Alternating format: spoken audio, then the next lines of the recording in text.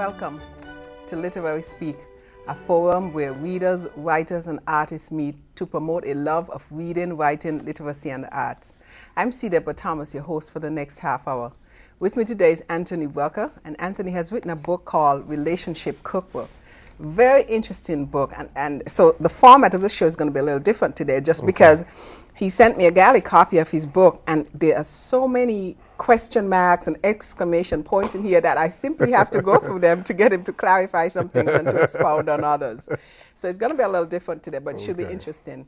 I'm always very interested in relationships because they're so fundamental to our successful living. And a lot of people don't know how to do relationships, you know. So tell me about that. Well, first, in his kind of like the dedication page, yes, ma'am, he says, this is dedicated to my lovely and perfect wife. You are the fulfillment of the highest relationship and sweetest joy I know. Being with you is proof that God loves me. I'm like, wow, that's deep. Tell me about that. Being with you is proof that God loves me. I'm a firm believer that you can tell the quality of someone's life and their spirituality and their dedication to something by the people in their lives. But we also have to understand that who we run into is not only a function of where we go, but who God allows us to bump into and who God allows us to have in our lives. So my wife, in her dedication and her love and her spirituality, it is evident that it was a planned event and that it was a perfect God who put this together for her to be in my life. You know, because I've seen people in relationships and the person they're with, they're not happy with, they're not building anything together. I leave, I go out of town, and they're like, when do you want to fly back? I'm like, the first available point. They're like, well, you don't want to stay around the city? I said, no, I want to go home to my wife. I want to go home to my kids. I enjoy, my wife is, God is like the ultimate, right? We become God-like when we find that balance and we start procreating, making life, and interacting. It's all relationships, interdependence.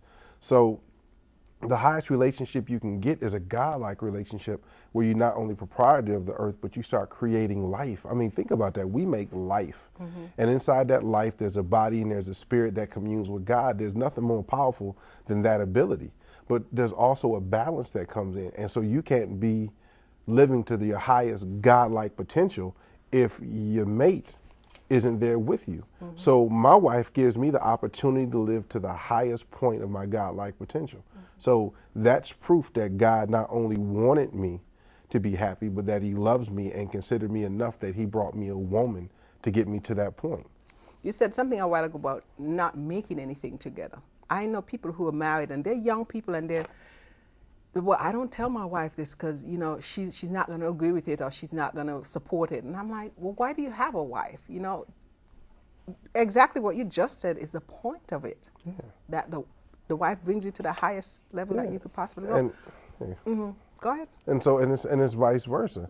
You know, a man is supposed to bring a woman to the highest point of her God-like potential, of her God potential too. So if you're not doing that, you just kind of, it's like the gerbil in the wheel. You just running in circles. You're moving, but you're not getting any place. Yeah, that is powerful. So back up a little bit. Tell me about yourself, what you've done. I just had to get that out. My goodness. I was one of those people, jack of all trades, you know, master of some. I grew up in church, gave my first trial sermon when I was 16. The church tried to put me in theological seminary. I'm like, I like girls, and my mind is, you know, I can't be giving the sermon and waving it to the girl in the front row like, we gonna talk after church.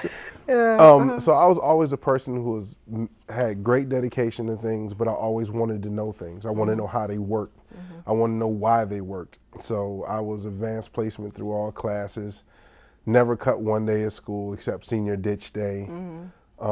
Love everything, have been writing poetry and indulging in art since 5th grade, although my stick figures are about the best I can get as far as visual. But as far as literary and writing, I think Baldwin summed it up when he said, I didn't really choose writing.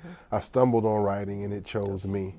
And so ever since 5th grade, I've had a love affair with writing and poetry that has been in place. I always said I wanted to find a woman who made me want to cheat on poetry. Wow, that is something. That's pretty deep too. So yeah, that's powerful. And then when I got to college, I started working with kids.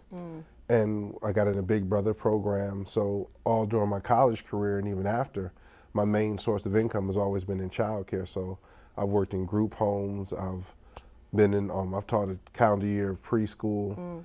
And even with my art, I've become a curriculum specialist, creating curriculums through art to get kids to express themselves, doing poetry and residencies and all that kind of stuff. And one of my mentors was a marriage counselor for 30 years. So I studied under him, and I've always studied, period.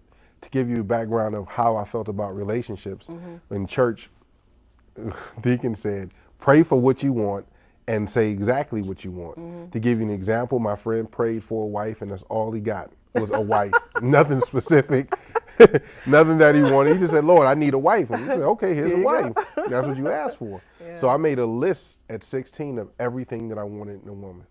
And at 16, you know, I found out my list was a little bit mature. Well, I mean, actually, it only one or two things changed. I was very mature, like looking like, okay, I'm going to be older. I got to.